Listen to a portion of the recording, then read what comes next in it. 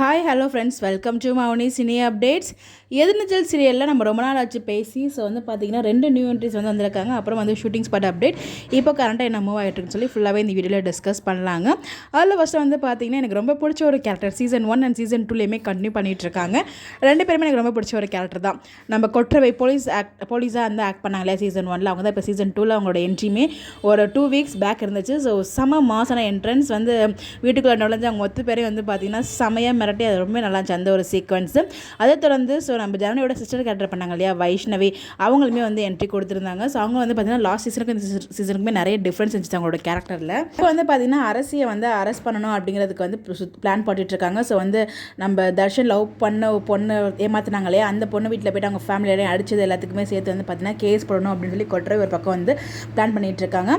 So இவங்க 2 பேரும் சேர்ந்து ரீல்ஸ்லாம் பண்ணியிருக்காங்க. எல்லாமே ரொம்ப நல்லா இருந்துச்சு. நம்ம அன்பும் தர்ஷனும் சேர்ந்து எல்லாமே ரொம்ப ரொம்ப நல்லா இருந்துச்சு. ஷூட்டிங் ஸ்பாட்டில் கிடச்ச ஒரு சில ஃபோட்டோஸ் அண்ட் வீடியோஸ் உங்களுக்கு இங்கே நான் ஷேர் பண்ணியிருக்கேன். அதுலேருந்து ஒரு சில பிக்ஸ் மட்டும் இங்கே நான் ஷேர் பண்ணியிருக்கேன். ஸோ 3 கேமரா பார்த்தீங்கன்னா ஒரே நேரத்தில் வச்சு ஷூட்டிங் போயிருக்காங்க. All artist combination. அதை நம்ம சத்யபிரியா மேம் இருக்காங்க இல்லையா, அவங்க தான் ஷேர் பண்ணியிருந்தாங்க. அதாவது நம்மவே ஆக்ட் பண்ணிட்டு இருக்காங்க இல்லையா, அவங்க தான் ஷேர் பண்ணியிருந்தாங்க. ஒரே நேரத்தில் 3 கேமராவில் நாங்கள் ஆக்ட் பண்ணோம் ஆல் ஆர்டிஸ்ட் காம்பினேஷனில் அப்படின்னு சொல்லி ஒரு வீடியோவாக அந்த மேக்கிங் வீடியோ ஷேர் பண்ணியிருந்தாங்க. அதுலேருந்து ஒரு சில ஷார்ட் மட்டும் நாங்கள் ஷேர் பண்ணியிருக்கேன். சக்தி பண்ணுறது ரொம்ப ரொம்ப பெரிய தப்புங்க. ஸோ குந்தவையோட சேர்ந்துக்கிட்டு இவர் என்னென்ன வேலை பார்க்குறாரு பாருங்க. ஸோ ஒரு பிஸ்னஸ் ஆரம்பிச்சதெல்லாம் தப்புன்னு சொல்ல மாட்டேன். அது குந்தவை கூட ஆரம்பிச்சதை ஜனனி கிட்ட சொல்லவும் இல்லை. நம்ம ஜனனியை கண்டுபிடிச்சனால அவங்க ரொம்ப வருத்தமாக இருந்துட்டு இருக்காங்க. இன்னொரு பக்கம் குந்தவையோட கேரக்டர் பார்த்தீங்கன்னா அவங்க ஜஸ்ட் ஃப்ரெண்ட்ஸ் மாதிரிலாம் பழகல, அவங்க வேற ஏதோ தாட்டில் பழகிற மாதிரி தான் எனக்கு ஃபீல் ஆகுது. இப்போயுமே பார்த்தீங்கன்னா ஜனனி பேசிட்டு போனதுக்கப்புறம் செமையாக கோவப்பட்டு இருப்பாங்க. அப்போ பார்த்தீங்கன்னா என்னையே குழப்பிட்டு போயிட்டால அப்படின்னு சொல்லி பேசிகிட்டு இருக்கும்போது அவங்க காஃபி கொண்டு கொடுக்குறாங்க நான் குந்தவை சக்திக்கு.